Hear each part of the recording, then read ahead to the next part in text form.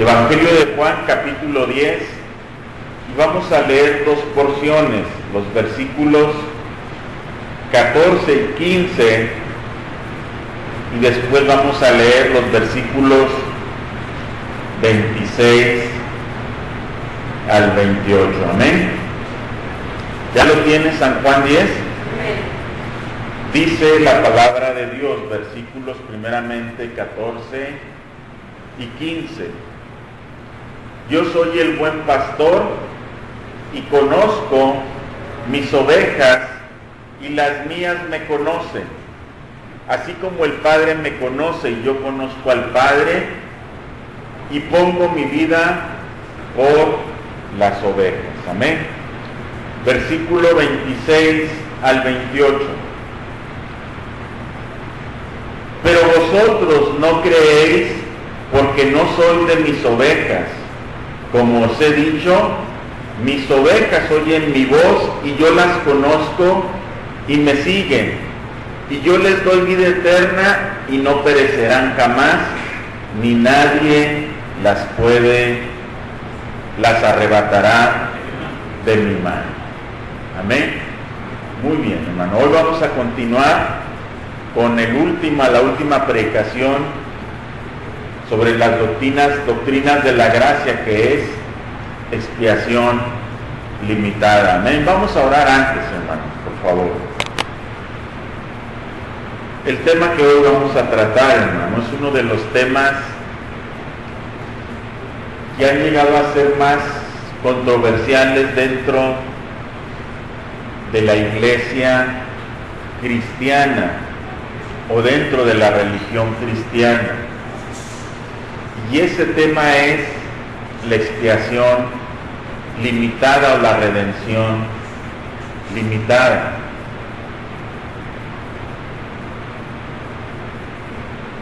La pregunta que se hace es si Cristo ofreció su vida en sacrificio por toda la humanidad, por cada individuo sin distinción o excepción, o la ofreció por los elegidos únicamente. En otras palabras, ¿tuvo el sacrificio de Cristo el propósito meramente de brindar a todos los hombres la posibilidad de ser salvos? ¿O fue su propósito el de asegurar la salvación de aquellos que habían sido dados por el Padre?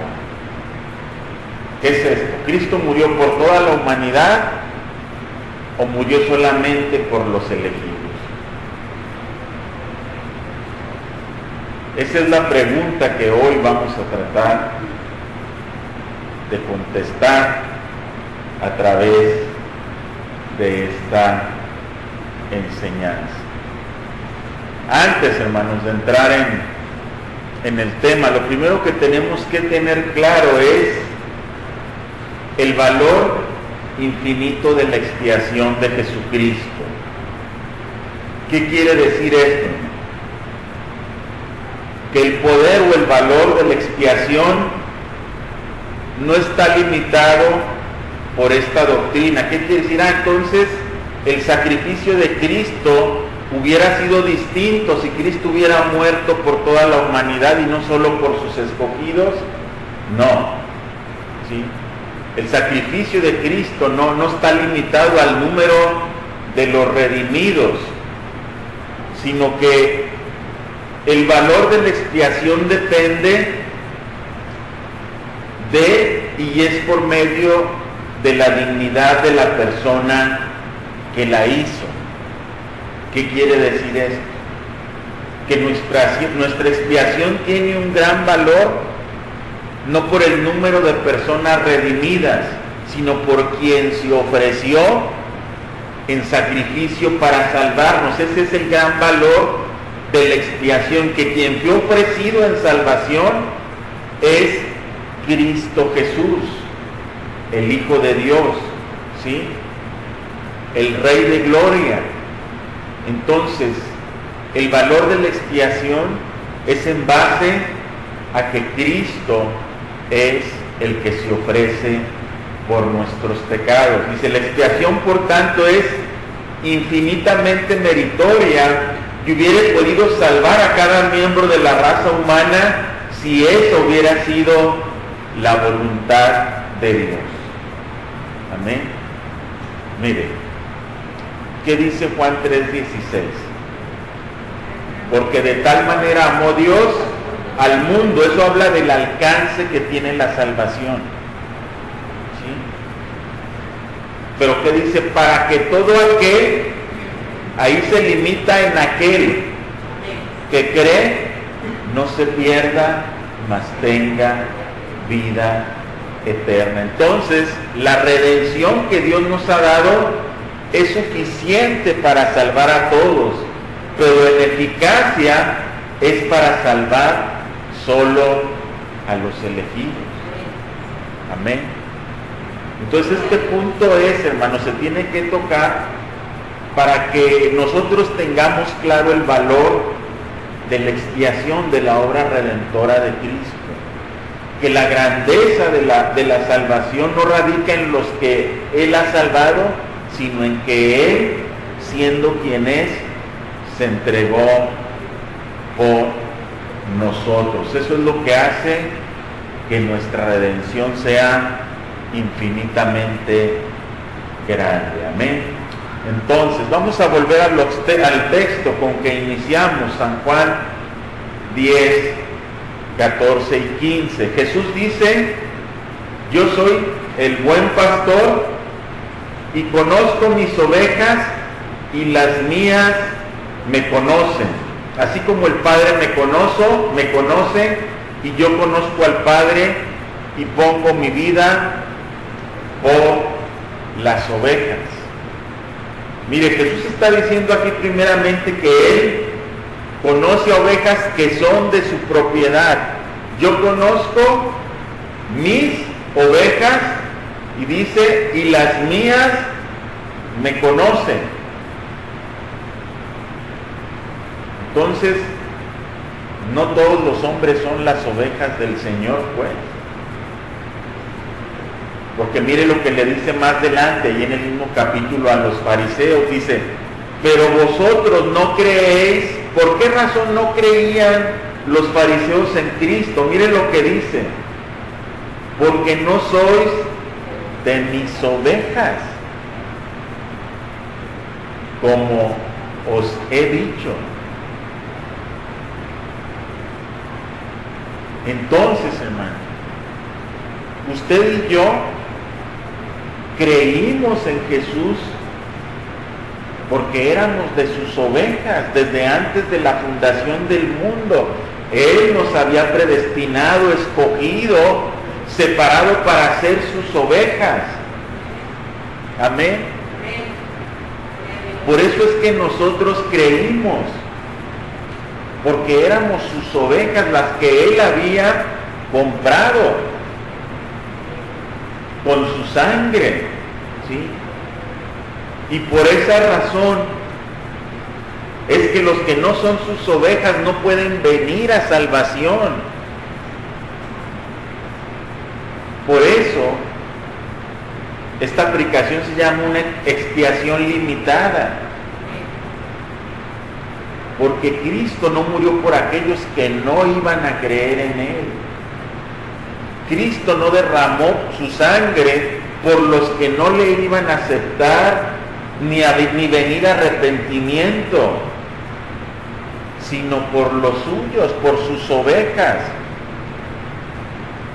Por eso cuando habla, le dice al Padre, Padre, de los que me diste, ninguno se perdió, sino solamente el hijo de perdición. ¿Qué quiere decir esto? Que de las ovejas del Señor, ninguno se puede perder. Quien realmente ha venido al conocimiento de Dios, quien realmente ha venido en fe y arrepentimiento a Dios, es porque Dios lo trajo. Jesús dijo, ninguno puede venir a mí si mi Padre no le trajere.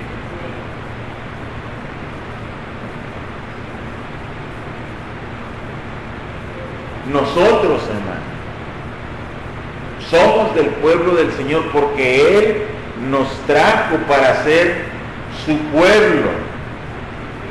Amén. Y la Biblia dice, hermano, ¿sí?, que Cristo murió por sus ovejas.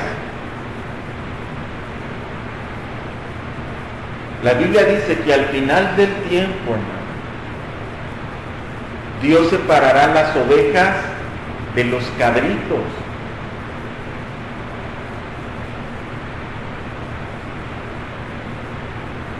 A los suyos los traerá a su derecha y a los otros a su izquierda.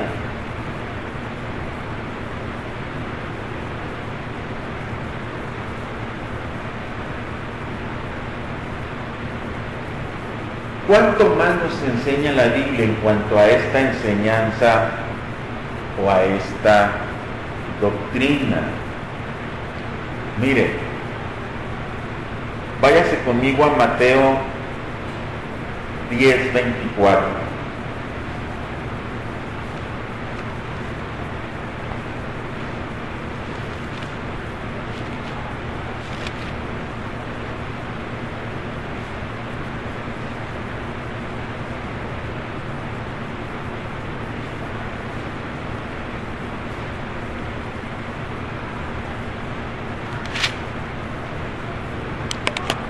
Es Mateo 13:24. ¿Mande? Sí. Muy bien. Mateo 13, mire, es la parábola del trigo y la cizaña, amén. Dice, les refirió otra parábola diciendo, el reino de los cielos es semejante a un hombre que sembró buena semilla en su campo. Pero mientras dormían los hombres, vino su enemigo y sembró cizaña entre el trigo y se fue. Y cuando salió la hierba y dio fruto, entonces apareció también la cizaña. Y vinieron entonces los siervos del padre de familia y le dijeron, Señor, ¿no sembraste buena semilla en tu campo? ¿De dónde pues tienes cizaña?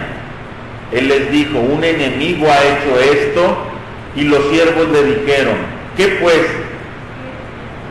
¿Quieres pues que vayamos y la arranquemos?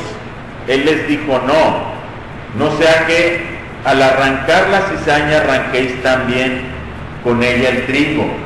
Dejad crecer juntamente lo uno y lo otro hasta la siega. Y al tiempo de la siega yo diré a los segadores, recoged primero la cizaña y atad en manojos para quemarla, pero recoged el trigo en mi granero. Mire, Jesús explica la parábola en el versículo 38. Cuando les explica la parábola les dice, el campo es el mundo, la buena semilla son los hijos del reino, y la cizaña, ¿qué son? Los hijos del malo. ¿Sí? ¿Qué está haciendo el Señor Jesús? Haciendo una separación entre los hijos del reino y los hijos del mal.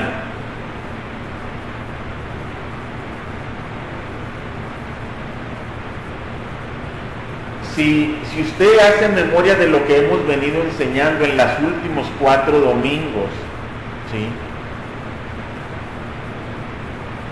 usted tiene que traer a su mente el punto de que Dios es soberano.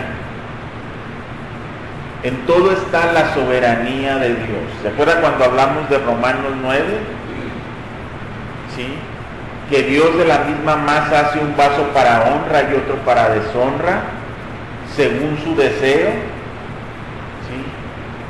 Que Él a quien quiere salvar, salva, y a quien quiere endurece para su gloria. ¿Sí? que no es del que corre, ni del que va, ni del que viene, sino del que Dios tiene misericordia. Miren, Dios, hermanos, escogió un pueblo para alabanza de su gloria.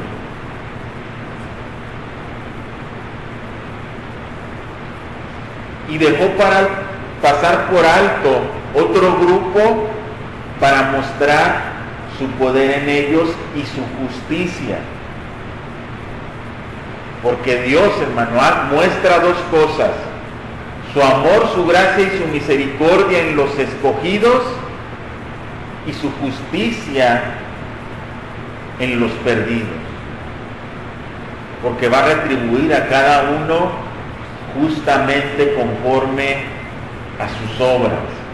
Entonces Dios tiene que manifestar los dos aspectos de su naturaleza: su amor, su gracia, su misericordia, pero también su justicia. En esa manifestación de su gracia, de su amor y su misericordia, nos escogió para salvación.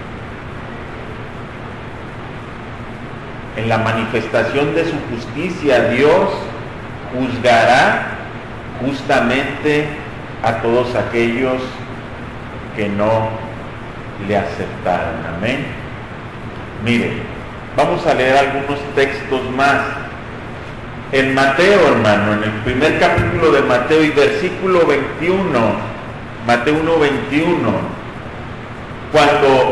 cuando el ángel habla a José, le dice: y dará a luz un hijo y llamará su nombre Jesús, porque él salvará a su pueblo de sus pecados. Fíjese bien lo que está haciendo, lo que está declarando el ángel, que Cristo viene a salvar ¿a quién? A su pueblo. Quiere decir que hay quienes no son su pueblo, pero a su pueblo Cristo viene a redimirlo de sus pecados. A veces, hermano, es un poco difícil de asimilar esto.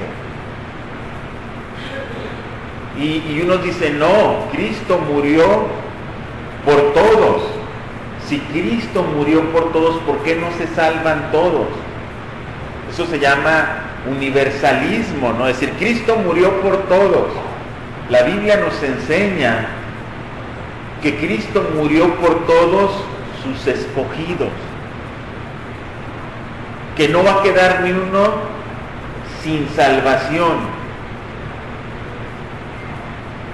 Porque si Cristo hubiera muerto por todos los seres humanos, sí, entonces todos estarían en obediencia al Señor y creyendo al Señor, y no existiría condenación.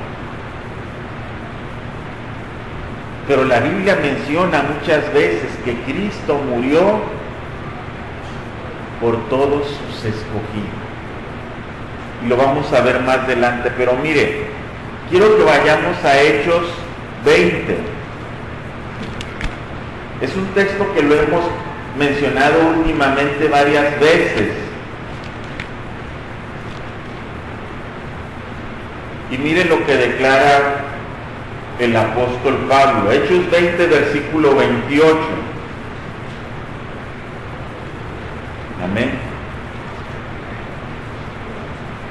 Dice: por tanto, Pablo se está despidiendo de la iglesia. Dice: mirad por vosotros y por todo el rebaño en el que el Espíritu Santo os ha puesto por obispos, hablándole a los que se quedaban a cargo de la iglesia. Y dice enseguida: para apacentar la iglesia del Señor, la cual él ganó, ¿cómo? Por su propia sangre. Mire lo que está diciendo, que Cristo ganó ¿a quién? A su iglesia. Pablo encomienda a los obispos que tengan cuidado de la iglesia del Señor, que la cuiden, que la pacienten. A los pastores dice: iglesia la cual Él ganó con su propia sangre. Cristo, hermanos, vino a derramar su sangre por su iglesia. Cristo no derramó su sangre por los que nunca iban a creer. Cristo no vino a derramar su sangre por aquellos que nunca le iban a aceptar y que le iban a negar.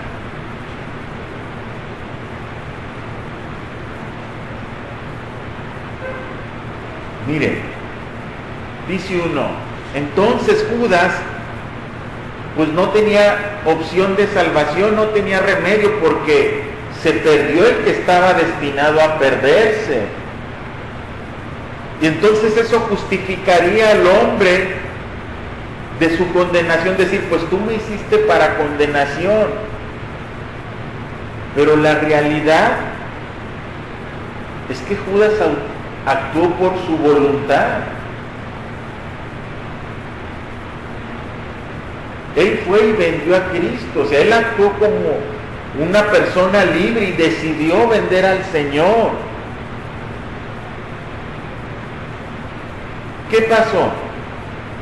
Cuando él entendió que su obra era un acto de maldad, ¿qué hizo? Regresa con los sacerdotes y ¿qué hace? Regresa las monedas, ¿se acuerda?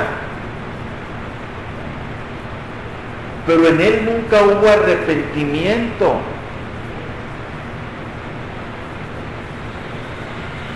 Hubo remordimiento por su acto y dice la Biblia que va y se ahorca. Pero él actuó de su propia voluntad y entregó al Señor y lo vendió.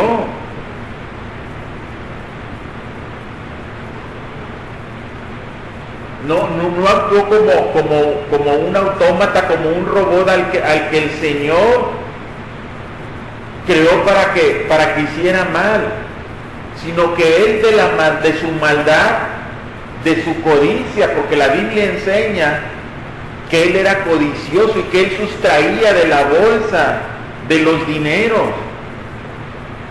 Su codicia lo fue llevando a este acto.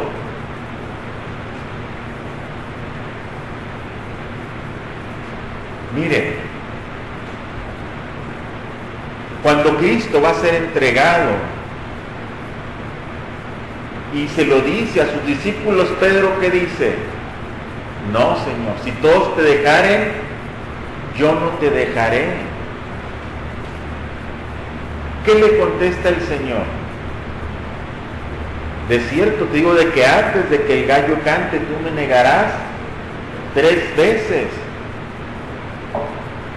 El Señor ya lo sabía porque es soberano y omnisciente. Pero cuando Pedro se vio en esa situación, donde estaba siendo señalado y reconocido como uno de ellos, ¿qué hace Pedro? Niega al Señor. No se acordaba de la promesa que le había hecho al Señor, sí. Por eso dice que después de que niega al Señor 3 veces y el gallo canta, Pedro llora amargamente. Entonces, hermano, ningún hombre va a ser condenado injustamente, ni ningún hombre va a ser redimido sin haber sido llamado a redención por parte del Señor. Cristo vino y derramó su sangre por su iglesia. No por otra clase de personas, sino que Él con su sangre se ganó a la iglesia para redimirla, para santificarla, para glorificarla y llevarla a su presencia. Mire, hay otro texto que se encuentra en Efesios 5.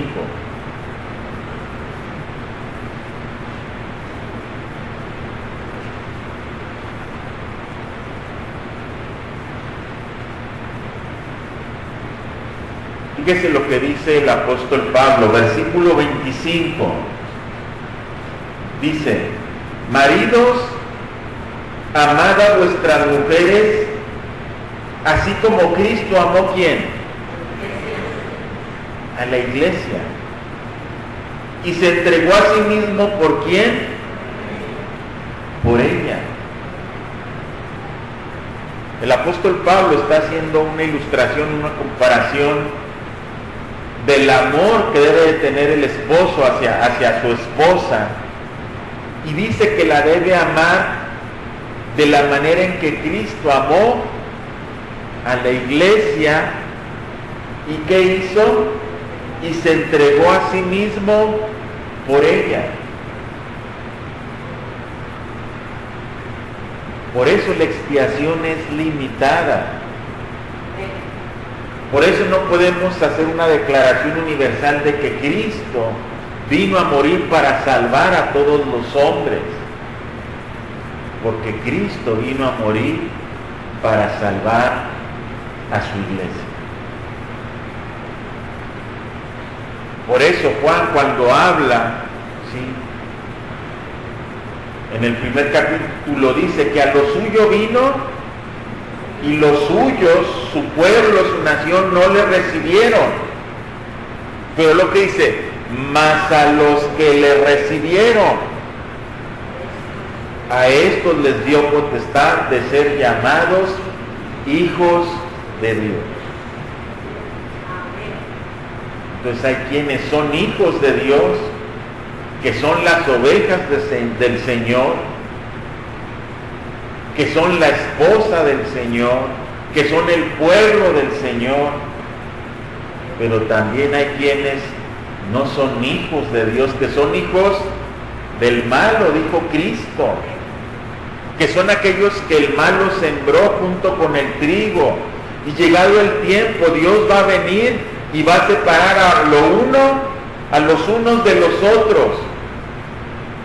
Dice: y la cizaña llevadla y quemadla en el fuego, y el trigo guardadlo.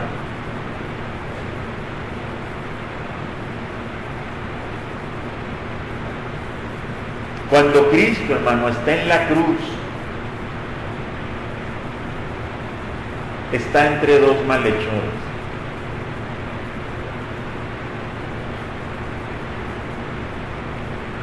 Si la salvación fuera universal, los dos malhechores se hubieran salvado en ese momento.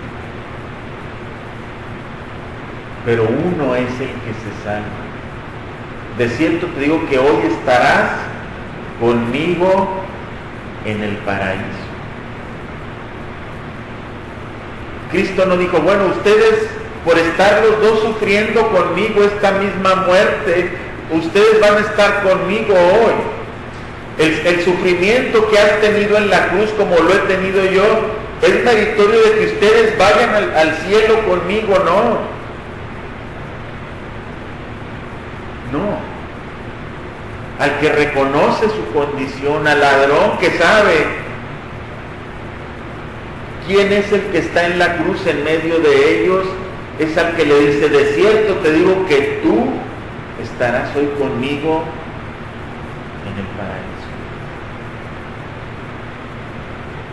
Era muy buena oportunidad para haber redimido a los dos ladrones, ¿no? ¿No hubiera sido bueno convencer en ese momento al otro? Mírate, porque ya falta muy poquito para que partas y tengas que dar cuentas a Dios.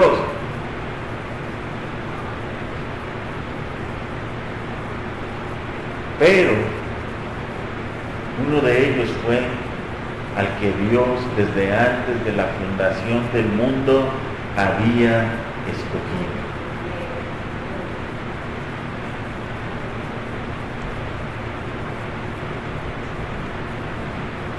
Puede haber muchos hombres, muchas personas en la misma condición como lo estábamos y como lo está el mundo, muertos en delitos y pecados. Pero a los suyos, a su iglesia, a su pueblo, escogió Dios para vida eterna. Mire, En 2 los Corintios,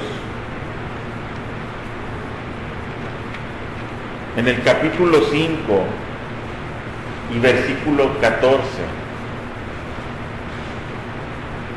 hay un texto, hermano, donde el apóstol Pablo habla y parece que es una declaración universal, pero no lo es. Miren, porque le dice versículo 14, ¿verdad? Porque el amor de Cristo nos constriñe, pensando esto, que si uno murió por todos, luego todos murieron. Y por todos murió, para que los que viven ya no vivan para sí, sino para aquel que murió y resucitó por ellos. Ahí ya no dice por todos, ¿se fijan? Miren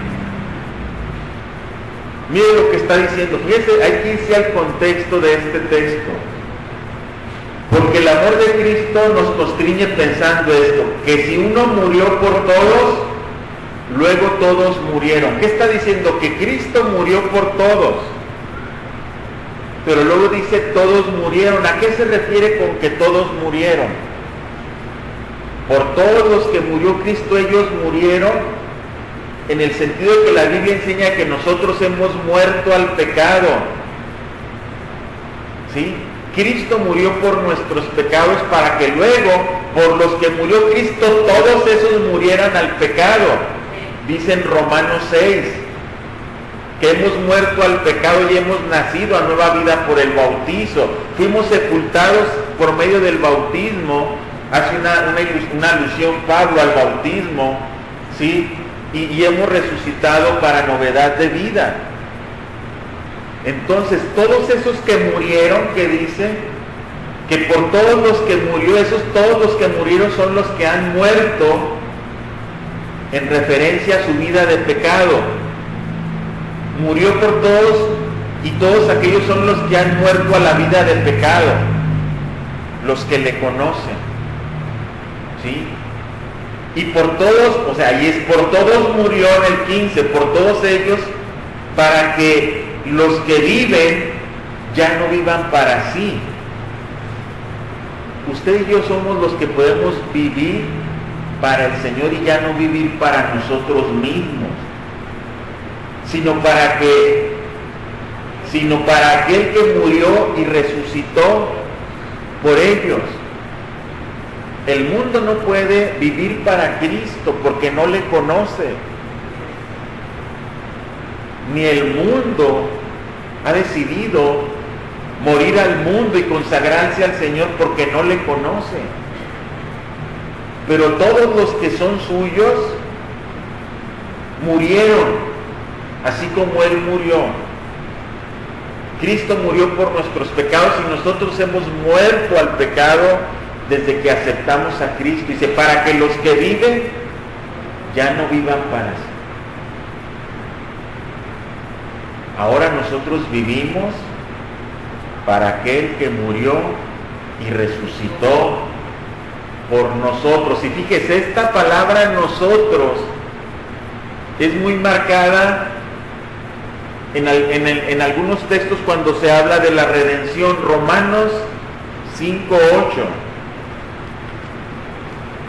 Mire las declaraciones que hace el apóstol Pablo.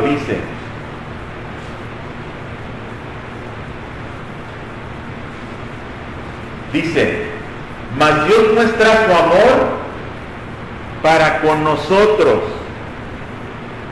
Mire, Pablo ¿a quién le está hablando? A la iglesia.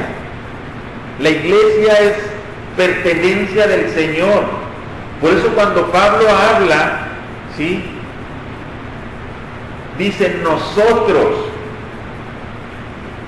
mas Dios muestra su amor para con nosotros en que siendo aún pecadores, Cristo murió por nosotros. Está hablando Pablo de él y de la iglesia del Señor. Miren,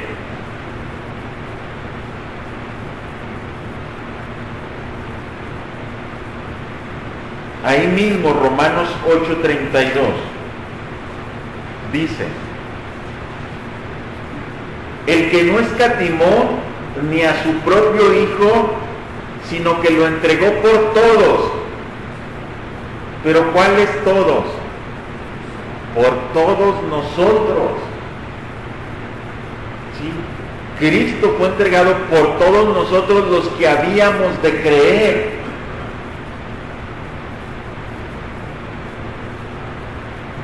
Dice, sino que lo entregó por todos nosotros, ¿cómo no nos dará también con Él todas las cosas? Y si usted se fija, este versículo, estamos en el contexto donde el apóstol Pablo habla, ¿sí? Desde el versículo 28 y dice, y sabemos que a los que aman a Dios todas las cosas ayudan a bien. Esto es a los que conforme a su propósito son llamados. Porque a los que antes conoció, también los predestinó para que fuesen hechos conforme a la imagen de su Hijo, para que él sea el primogénito entre muchos hermanos. Y a los que predestinó, a estos también llamó. Y a los que llamó, a estos también justificó. Y a los que justificó, a estos también glorificó. ¿Qué pues diremos a esto? Si Dios es por nosotros, ¿quién contra de nosotros? De los escogidos, de los que antes conoció, de los que predestinó, de los que escogió para esta salvación. Es en el contexto en que en el versículo 32, por eso Pablo dice, el que no escatimó ni a su propio Hijo, sino que lo entregó por todos nosotros. ¿Quién está diciendo? Los que antes conoció, los que escogió, los que predestinó, los que justificó y los que glorificó.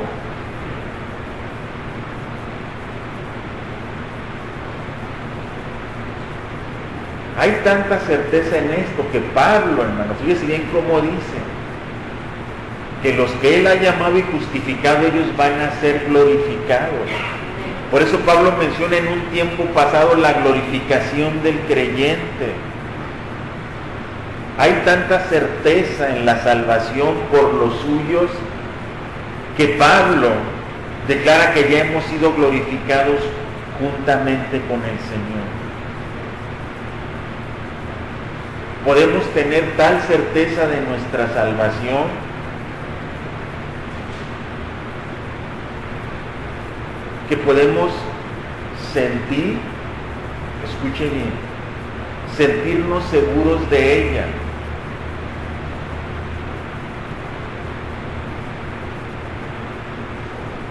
Mire, en Filipenses, déjeme ver si me acuerdo el texto. Hay un texto que dice, ocupaos en vuestra salvación con temor y temblor. Déjeme ver si es 13. No.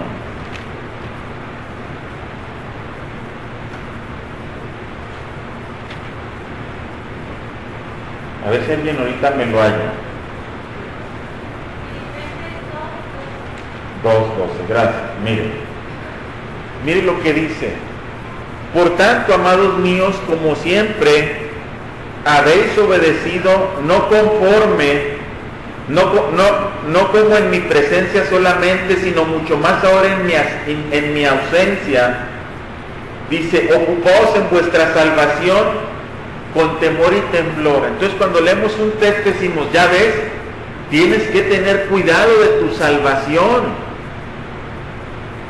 Ocupaos con temor y temblor, pero mire el contexto, es un texto que usamos pues muchas veces fuera de este contexto. Mire lo que dice el 13, porque Dios, fíjese bien de quién es la obra de Dios, porque Dios es, de quién es la obra sino de Dios, porque Dios es el que pone en vosotros, el que en vosotros produce así el querer como el hacer por su buena voluntad. ¿Qué está diciendo Pablo? Ocupaos, esa palabra ocupaos significa trabajar hasta el fin o hasta acabar la obra en el original. Ocupaos en vuestra salvación con temor y temblor. ¿Sí? ¿Pero por qué? Porque Dios es el que produce en nosotros el querer como el hacer por su buena voluntad. Entonces el creyente es alguien que siempre se ocupa de su salvación porque Dios pone en él eso. ¿Sí? Porque Dios pone en el creyente trabajar en su salvación hasta el fin. Temor y temblor creo que es una actitud también de reverencia a lo que hemos recibido de Dios. ¿Sí? Cuando usted le dan a guardar algo muy valioso, ¿qué hace? Lo guarda bien y tiene cuidado y tiene temor. No me lo vayan a robar porque no es mío. La salvación no era nuestra, ni podíamos contribuir en nada a nuestra salvación. Dios nos la dio. Por eso Pablo está diciendo que trabajemos en ella, que nos ocupemos, que trabajemos hasta el fin. ¿Y cómo lo vamos a lograr? Porque Dios es el que pone en nosotros el querer como el hacer, el que produce, dice, en nosotros por su buena voluntad. Entonces la voluntad ya no es mía, la voluntad es de Él, que me impulsa y que me lleva a guardar mi salvación. Amén. Mire, una cita más se encuentra en Pedro, en la segunda epístola de Pedro, capítulo 3.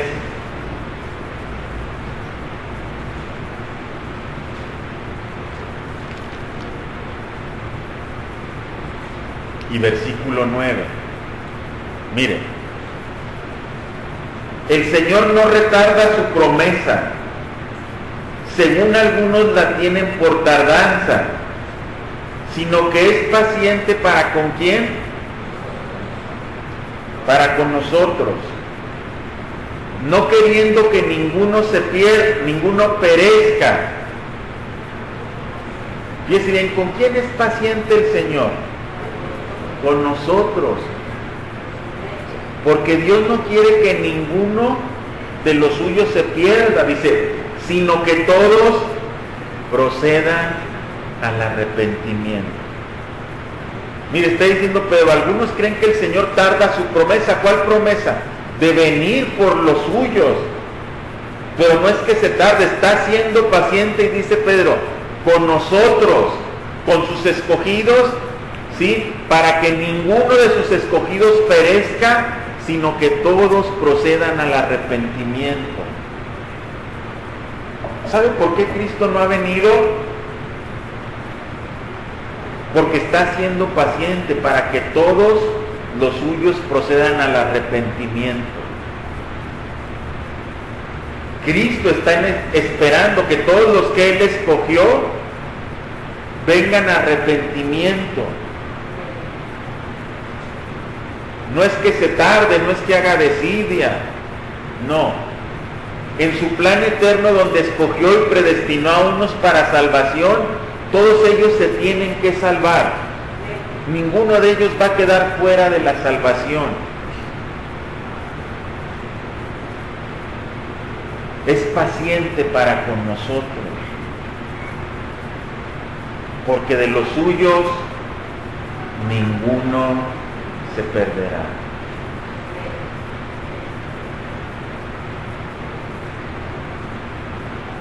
Mire, de la misma manera el apóstol Pedro en su primera carta hace una declaración y dice lo siguiente en el capítulo 2 de la primera carta y versículo 8.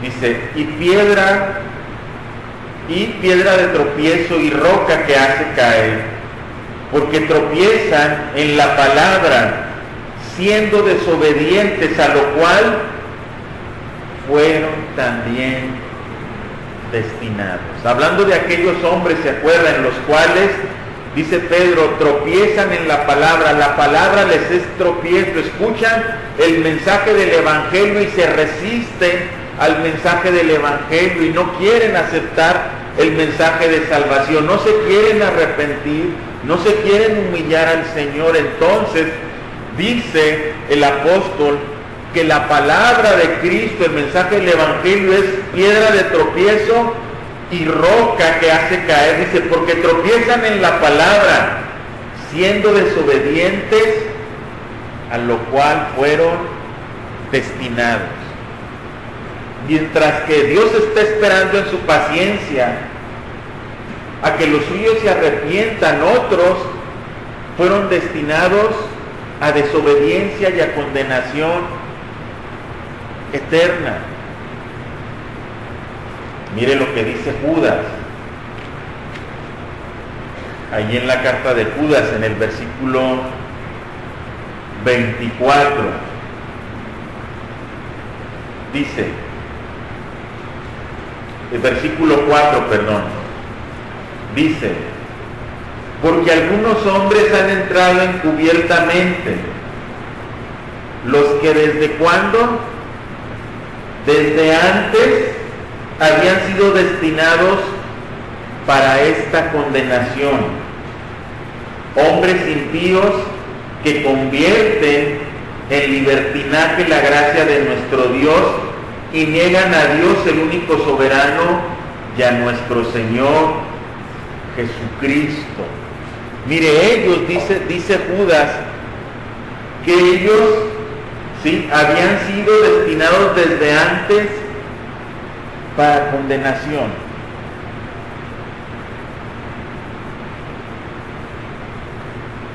Dios, hermano, desde antes sabía que ellos nunca iban a venir al arrepentimiento, por eso fueron preparados para condenación.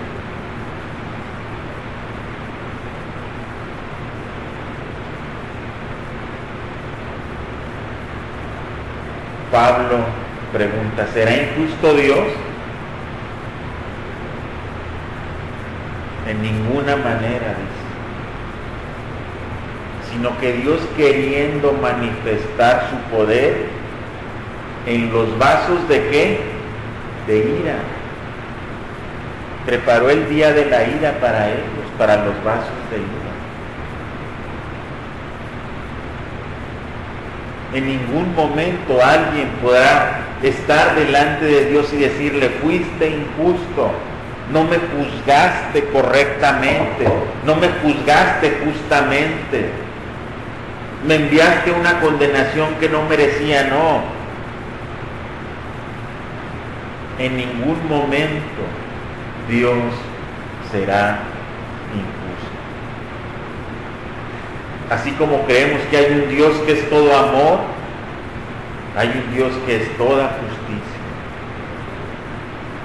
Así como sabemos que hay un Dios que es toda misericordia y gracia, hay un Dios que también da un castigo por el pecado.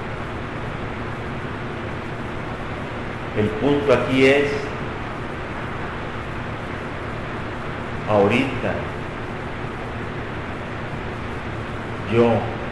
nosotros podemos dar gracias a Dios de que Él nos haya escogido desde antes. Si no se van a salvar todos los hombres, bueno, no podemos conocer la mente de Dios, no podemos entender a Dios, no podemos comprender toda la sabiduría de Dios.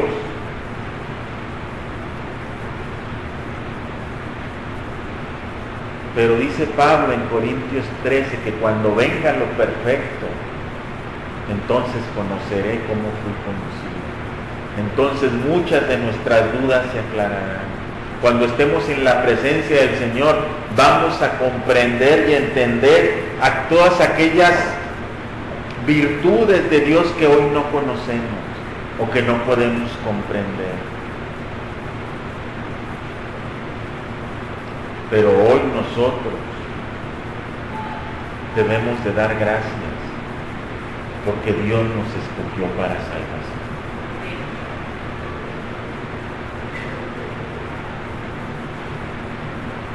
y debemos de seguir proclamando el Evangelio porque es el medio para que el cual todos los que creen, todos los que son escogidos, crean y vengan al conocimiento del Señor. Hay mucha gente que quiere que el Señor ya venga, porque sufre mucho en este mundo. Dicen, ¿cuándo viene el Señor? ¿Hasta cuándo va a seguir este sufrimiento? Yo creo que esa no es una razón para pedirle al Señor que venga, sino más bien, Señor, salva a los que vayas a salvar. Y entonces, ven, Señor Jesús. Si usted tiene hijos, familia, amigos, que no han conocido al Señor, usted y yo tenemos que esperar a la misericordia de Dios. Y esperar a su tiempo y a su momento en que el Señor los salve.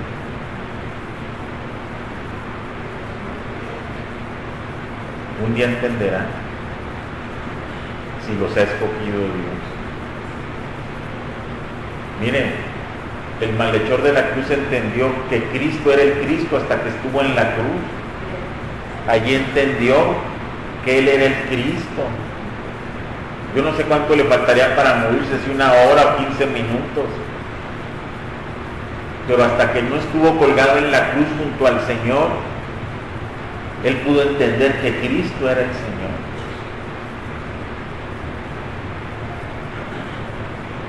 Los tiempos no son nuestros, Señor. Los tiempos son del Señor. Y Él tiene un tiempo y un momento para cada uno de nosotros.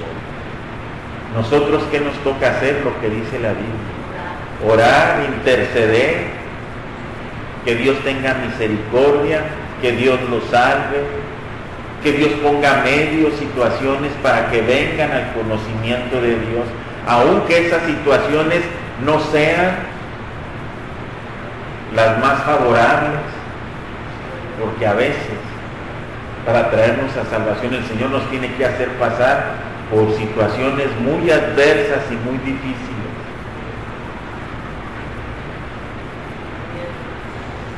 Volvemos a lo mismo. El malhechor tuvo que estar en una cruz para reconocer que Cristo es el Señor. Algunos entendimos a la primera llamada de atención y aceptamos a Cristo y vinimos a vivir una vida de obediencia a Él, pero otros no han podido entender.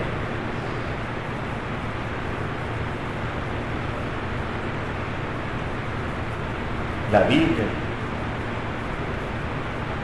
nos enseña que tenemos una esperanza,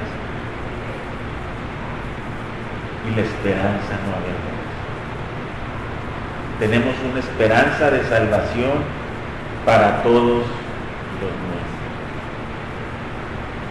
Y no sabemos de qué manera Dios los va a salvar, pero de la forma que sea, estaremos satisfechos con la obra del Señor.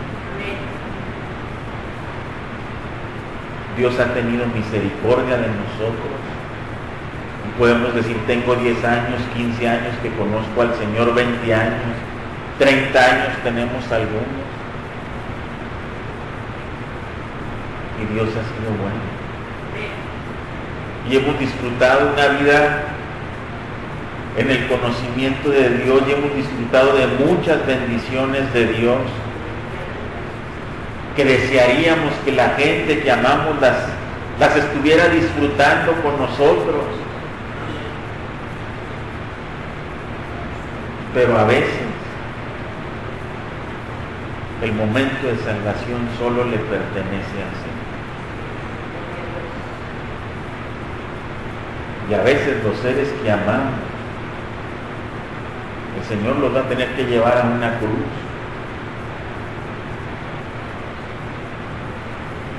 A una condición extrema. pero el Señor, dice la palabra, no tarda sus promesas. Él es fiel y justo para cumplir. Demos gracias al Señor por esta salvación que Él nos ha dado, pero también al mismo tiempo esperemos en el Señor para la salvación de todos aquellos que amamos. Dios le bendiga, hermano. Póngase en pie.